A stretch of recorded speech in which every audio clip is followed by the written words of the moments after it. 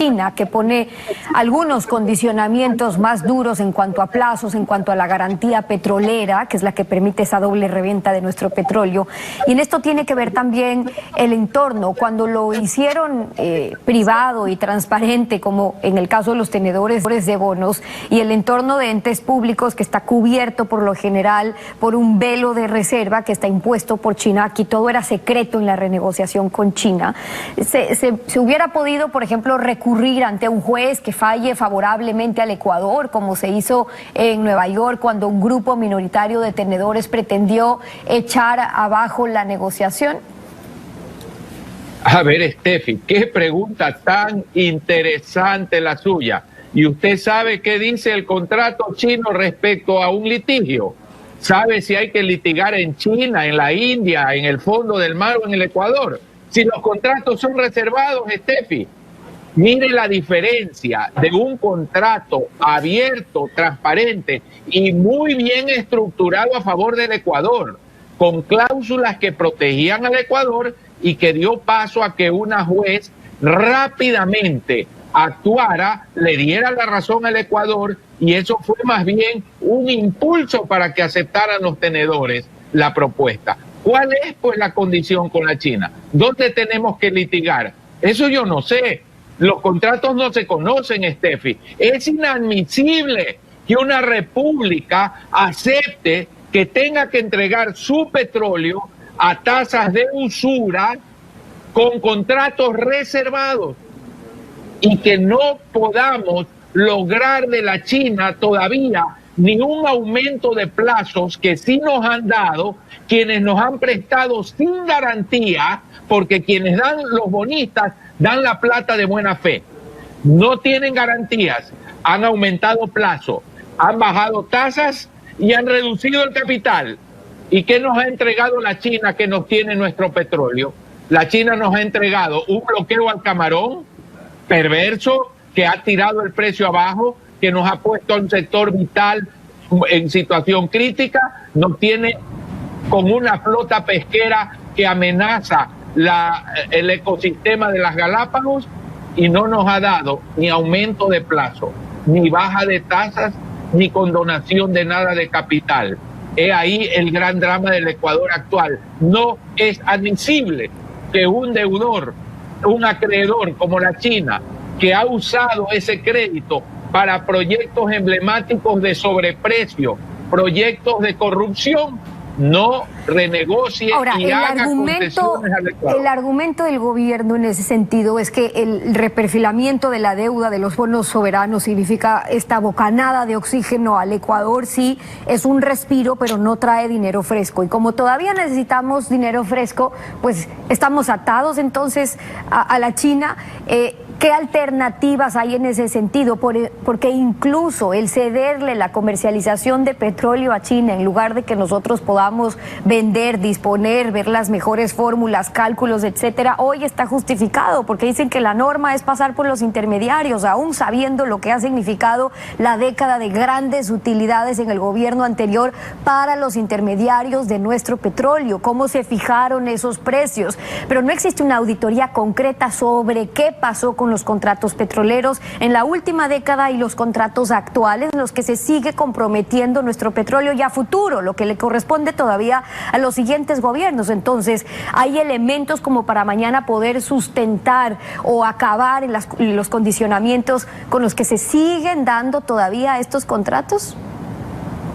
Por lo menos la actual administración de Petroecuador, el actual ministro, publican, son públicos los contratos petroleros para que por lo menos los podamos estudiar. Y la China sigue obligando a que los contratos financieros sean reservados. Pero, Steffi, para su dolor como ecuatoriana, usted conoce la táctica del chulquero. El que está con el chulquero se puede desprender del chulquero. La China nos tiene agarrados del cogote, es el país más capitalista, más sin misericordia que uno pueda conocer. Cuando uno dice, no uno, esos que cacareaban la palabra soberanía, que nos habían sacado del imperio, nos llevaron a la China. ¿Alguna vez Europa, los Estados Unidos, el Canadá, Australia, esos países, el Reino Unido, nos han tratado financieramente así.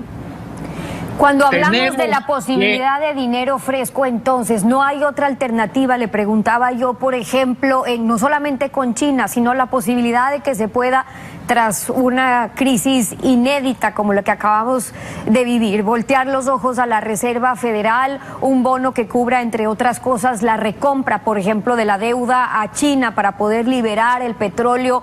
¿O por qué acá a las autoridades no les interesa o no lo ven posible, viable? Tengo entendido que la perversidad llega en los contratos con la China, que ojalá se hagan públicos, a que ni siquiera algunos se puedan prepagar, Steffi. Mire esa barbaridad. Otros exigen encaje. Si no se puede prepagar, ni siquiera podríamos salir. Pero yo sí creo que con la garantía petrolera es posible, luego de haber reestructurado la deuda con el mercado financiero internacional, usar el petróleo para obtener créditos mucho mejores, pagarle al chulquero y salir de ahí y no tener ya más ese chantaje. Ojalá que esto se vuelva un objetivo nacional de los muchos nacionales que debemos fijar. Por eso esos son todavía temas pendientes, más allá de las buenas noticias a propósito de lo ocurrido ayer con ese alto porcentaje aprobado de los tenedores en esa renegociación de la deuda. Pero ¿qué salida ve, en cambio, para la crisis de la deuda interna, la deuda del gobierno con los proveedores, con los gas, con médicos, con jubilados? Si bien vamos a tener este alivio de 16 mil millones de dólares por los próximos 10 años con la renegociación, el déficit ahí sigue, y lo que se necesita todavía es alcanzar para conseguir, para pagar la deuda interna, que sigue siendo tarea pendiente.